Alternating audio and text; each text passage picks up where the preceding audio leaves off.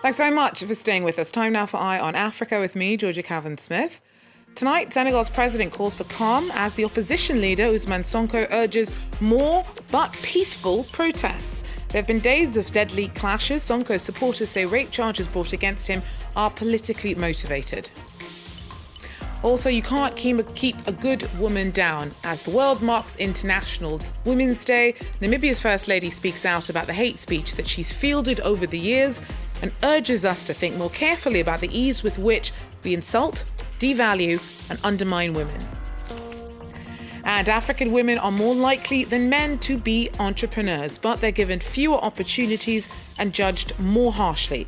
Success stories abound nevertheless, and we take a look at some of those forging ahead despite the hurdles thrown down by the patriarchy. But first, Senegal's president called for calm after fresh clashes broke out this week. There have been days of unrest since opposition leader Ousmane Sonko was charged with rape. He faces accusations from an employee at a beauty salon. Now, his supporters say that the allegations are part of a political smear campaign. At least 5 people have been killed in unrest that followed Sonko's arrest last Wednesday. Now, he's been released from custody, but riot police were out in force in Dakar on Monday. Our team tell us more. Sonko! Senegal! Jubilation and relief. Supporters of Senegalese opposition leader Ousmane Sonko gathered in front of his home in Dakar after he was released under judicial supervision. On est venu soutenir notre président. On savait qu'on allait gagner aujourd'hui. Très émue, je ne trouve pas les mots à dire. Et je suis très contente en tout cas. C'est une façon de calmer les Sénégalais. Cause pour laquelle ils ont essayé de dire qu'ils l'ont libéré sous contrôle judiciaire. Mais nous, nous n'allons pas nous arrêter. In the afternoon, a dense crowd made its way towards Nation Square. Despite the heavy police presence, protesters continued to give voice to their anger. Les morts de ces derniers jours, que ça ne reste pas impuni. Que ça ne reste pas impuni. Le président de la République, Macky Sall, avait promis 100 000 emplois aux jeunes. Mais là, on n'a rien vu. Wow, on n'a rien vu. On est ici pour défendre nos enfants, pour l'avenir de demain, l'avenir du Sénégal de demain. Late Monday afternoon, police and demonstrators faced off until the crowds were dispersed by tear gas. Further clashes broke out throughout the day across the city, particularly around the working-class neighbourhood of Parcelles Assainies and at the University of Dakar. Political leaders, religious figures and diplomats have called for the return of calm. The death toll from the explosions in Equatorial Guinea that rocked a military camp over the weekend has risen to 98. At least 615 people were wounded in Sunday's accident, which the government has said is down to the mishandling of dynamite. Almost all homes and buildings in the coastal city of Bata were damaged after a series of blasts ripped through military barracks following a fire at the Nkwatoma base. March 8th is International Women's Day.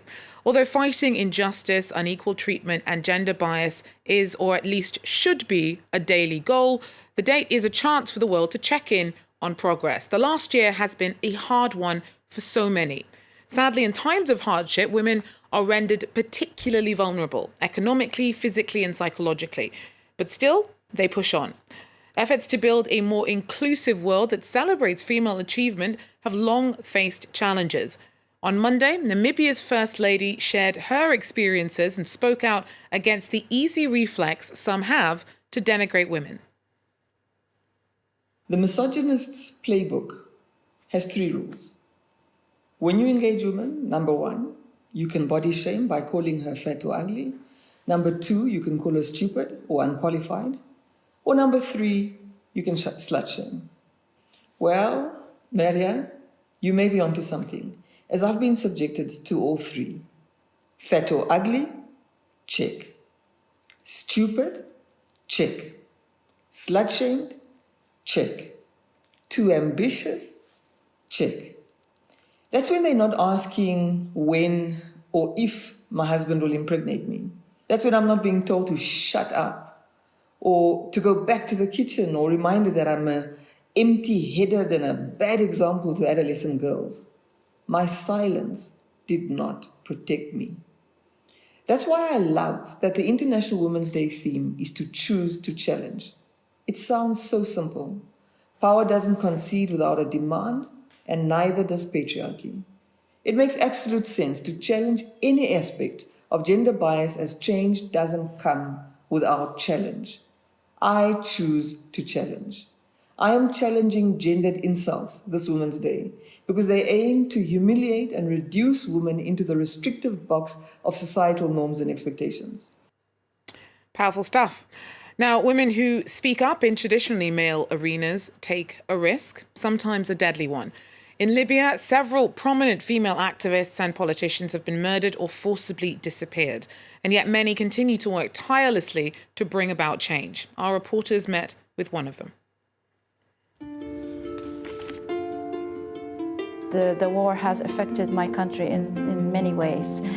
I realized that younger girls whom I teach, in university, this type of war culture affected them mentally. I can see parents waiting for their daughters in front of university because there was no security.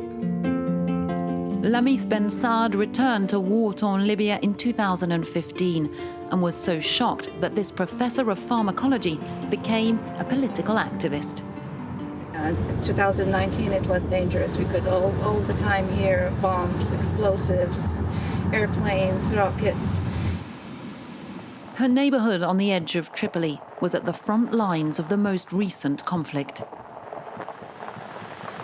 Lamis was one of 17 women out of 75 participants at UN-brokered talks in Geneva, trying to bring Libya's warring factions together after a decade of turmoil. During peace talk, we saw a strong commitment by all women. We were not there just to speak about women issues, as some actors think. No, we were speaking about each and every article we laid out in the roadmap. Lamis has faced threats and intimidation for putting herself forwards in a country where other female activists have paid with their lives. There is a risk. There have been women kidnapped. There has been abduction of women. This has led to backslide of women's participation and engagement in politics. We have, the stamina to continue. We need to be there because of our beliefs and because of the new generation. Throughout this country, where armed groups still run rife, many women are working to rebuild and push for political inclusion. And yet, their freedom still remains very much a work in progress, at a key moment for Libya's future.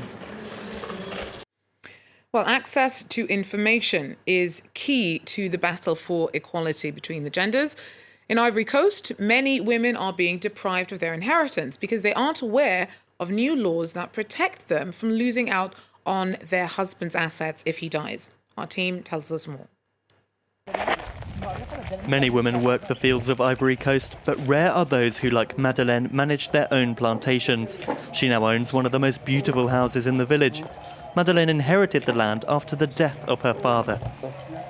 Parce que l'aîné ne veut pas venir au village. Donc je ne pouvais pas laisser comme ça. Si je laisse ça comme ça, si d'autres personnes prennent, c'est pas bon. Je suis venue, j'ai planté ça. J'ai planté les verres. Le travail du champ, c'est pas une mince affaire, c'est très difficile. Mais j'ai pu faire ça. Madeleine is living in a man's world. According to the customs of her region, women do not inherit land from their fathers. But today she's respected by all the other farmers. She was ahead of her time. In 2019, a law was passed allowing women across the country to claim inheritance, but few people know about it. Il y a des lois même qui existent en Côte d'Ivoire que nous ne connaissons pas. Nos députés, là, les gens que nous élisons, qui vont à l'Assemblée nationale, ils ne prennent pas la peine de nous expliquer ce qui se passe dans l'hémicycle. In Abidjan, Ivory Coast economic capital, some people are working hard to bridge this knowledge gap.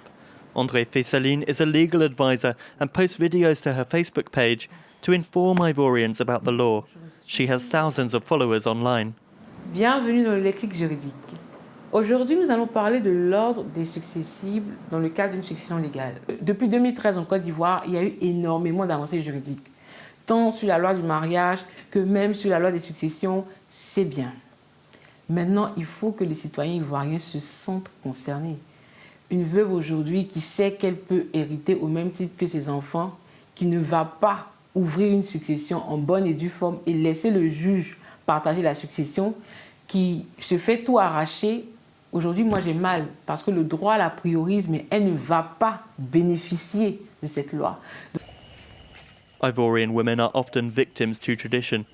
While the laws themselves may be improving, more education is needed for women to be able to fully exercise their rights.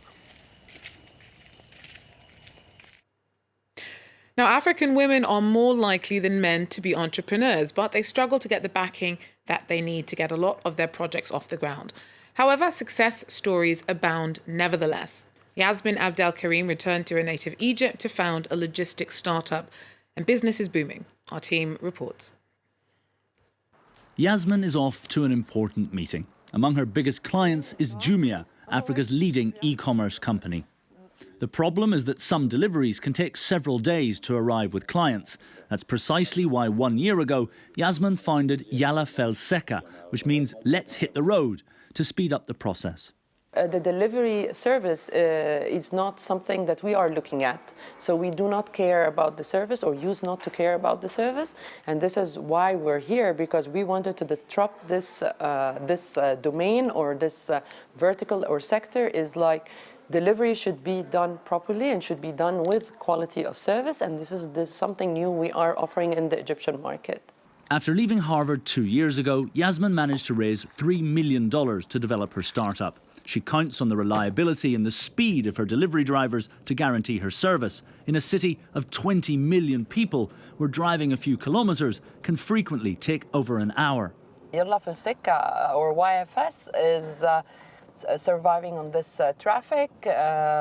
So we actually take this at the positive side because we can let our clients not worry about their orders. Of the 25 people she employs, 24 of them are men. Yasmin struggles to recruit women in a country where they make up just 27% of the working population. So to try and change that mentality, this former human resources director has decided to motivate her troops. So I have done a very nice referral bonus program between our employees, a big bonus actually for any employee that will have a referral for the open post as a woman. They get double the bonus they usually get for referring a normal employee. In the midst of a pandemic, when contact is more and more limited and deliveries more and more in demand, Yasmin has managed to establish herself in an already competitive market. Well, that's it for Across Africa. Thanks for joining us. Take care.